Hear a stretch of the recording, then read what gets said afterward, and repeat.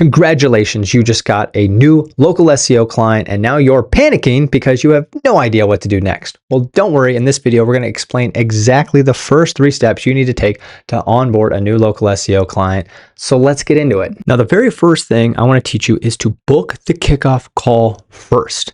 The first step in any SEO campaign should be the kickoff call. I have 2 goals for a kickoff call. Number 1, it's to ask the business about their business goals because I want their business goals to stay aligned with our SEO goals. Point blank, period. That needs to be established. The second thing is we need to get logged into all the things. We need access to, the website, their domain, all that good stuff. Now you may be wondering, when is the right time to book the kickoff call? Well, I think it's actually in the sales call. There's a certain sequence that I like to follow. And so I like to do the presentation and then I like to present the price. And if they're okay with it, and by the way, if you hit objections, that's what we talk about in Local SEO Academy. But let's say they agree to it. You don't just go straight to, here's the proposal, here's the contract, here's the invoice, and now let's book the call. I actually flip the script a little bit. I like having the kickoff call next because what that does is it gives them that little bit of commitment. They know like, oh, okay, I need to show up for this thing and it's perfect. And since I've done that, it's really increased my show ups at the kickoff call, as well as my conversions on proposals, contracts, and invoices. Because if you've been doing this for a while, you know that you'll send proposals that people will ghost you on. You'll send contracts that people won't sign, and you'll send invoices that never get paid. This helps you prevent all of that. So if it's the start of the week, I'll say, hey, what do you got for Thursday or Friday? Or if it's later in the week, I'll say, what do you got for early next week? We book the call, and then I explain the boring logistics. And I'll say, hey, just a couple boring things. Got a proposal, contract, just need you to accept that, sign that, and I'll send you your first invoice for that price we just discussed. Sound good? They'll say yes, and we're almost off to the races. I do like to send one more email, which I'll send after they pay the invoice, or if they're taking a little bit of time, which does happen, don't be nervous about that, then I'll send that somewhere in between, in the middle, So if this call's on Tuesday and we're gonna meet on Friday, if they haven't paid yet by, say, late Wednesday, I might send it on Thursday morning where I explain the directions. In Local SEO Academy, when you join the community tier, you get access to our SOPs. These are our original SOPs, which are currently updating. The new delivery course is gonna be coming out in just a couple months.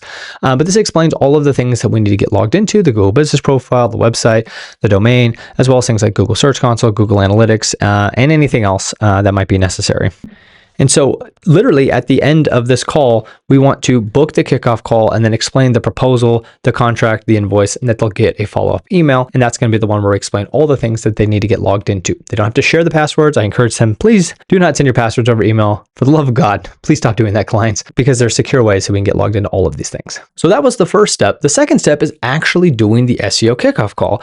And this is what we talk about in our delivery course. Like I said, this is one we are actively working on right now. I'm so excited to release the second version of this course. It's a few months out right now, but we are in production for this right now. So no more Loom videos with Sam wearing a beanie while he's still sick. We're going to have, nice studio production quality. It's going to be great. So, but if you hop in right now, we explained the exact delivery process for the first year of doing local SEO. And for me, just like as a student of SEO back in the day, that was the thing that I always felt like was lacking. That's the whole reason why I made Local SEO Academy, is because people could teach me how to do on-page SEO. People could even teach me the idea behind backlinks. People could teach me how to optimize a Google Business Profile, but I didn't understand the chain of events for the whole year. What the heck do I do, people? That's exactly why I made the delivery course. Let me get my head out of the way here.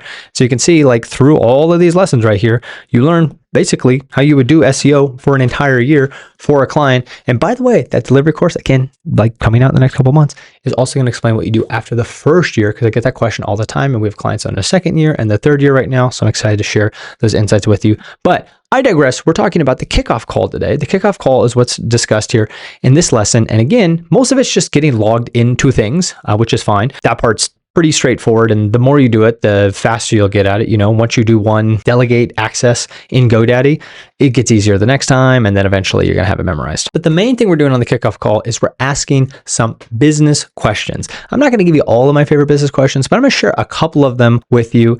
One of my favorite questions, which was actually a team member came up with this, is what needs to happen during the next 12 months to feel like our SEO efforts were a success? You can see me reading off of that because I wanted to say that verbatim. I think that's such a great question, and it really goes to setting expectations. Most of the disappointment in SEO comes from not setting the right expectations. If you've been through our sales course or any of our sales trainings before, you know that we don't promise the moon. We don't make these outlandish claims that will get you to rank number 1 in 90 days or will work with you for free forever. I think that's a ridiculous business model, and I don't think that's how it works for marketing, okay? That could work for certain things like personal training and coaching, but it doesn't work for marketing, okay?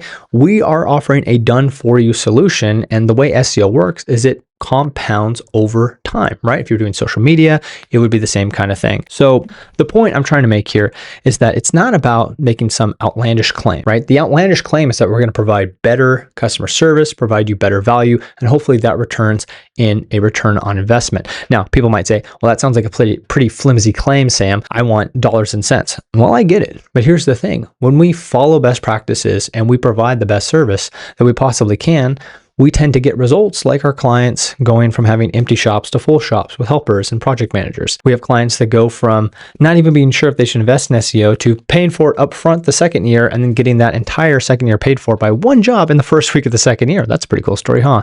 We got clients taking long-term vacations, hiring team members, signing long-term leases, also, turning off paid lead sources. Like all these results are just popping into my head. And like, that's the key. That's the key. And that's the system that we teach inside of the academy. So what I'm trying to say is that the reason why I want to know what their business goals are is because I want to keep our SEO goals aligned. Are they expanding right now? What's their end game? Why would somebody go with your business versus a competitor? I want to know what their unfair advantages are so we can exploit that as we're making copy and pages down the road. But again, one of the biggest questions is, what does success look like in 12 months? So that way, 12 months from now, when we revisit, we know exactly whether or not we hit that number, even if it's not something as hard as, we rank number 1 for all of our keywords, which is actually something I would push back on. I'd say, well, that's not how I like to measure success. I want to know what it means from a business perspective 12 months from now.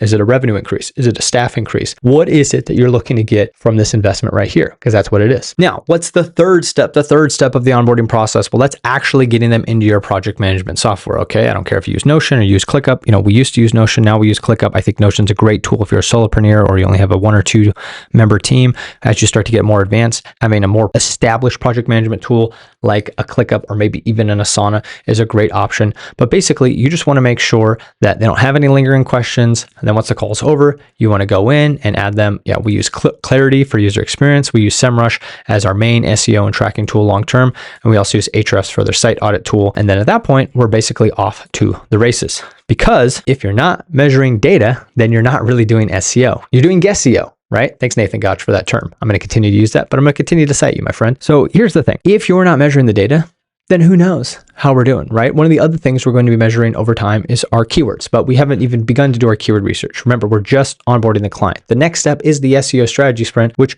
by the way, is fully fleshed out and discussed here, right there in the SEO strategy sprint. There's a lesson for every single part of that process that you need to do for your client. But the key to getting them onboarded is put all their stuff in one place. I don't care how you do it. You can throw it together. We show you how to do it the ways we've done it before in our agency inside of the academy. And actually, over the next 6 months, we're going to unveil a couple tools that I think are going to make it even easier for you to track all this stuff. So you can basically just copy and paste what we've done, and you don't even have to think about the stuff. You can just hit the ground running and focus on getting great results for your clients and selling to the next person. Here's the thing.